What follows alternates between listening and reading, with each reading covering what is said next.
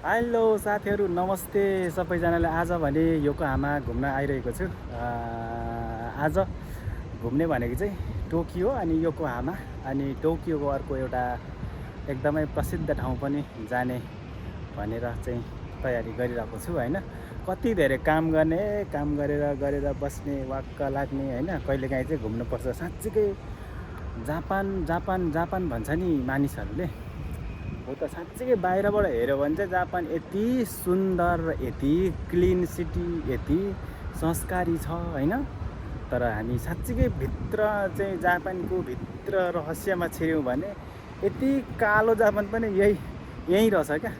जुन चाहिँ सफा एउटा राम्रो पार्ट चाहिँ हामी घुम्दाखेरि देखिन्छौँ। यो तपाईँहरूले देखिरहनु भएको छ, यो पार्ट चाहिँ एकदमै सफा राम्रो पार्ट भयो होइन।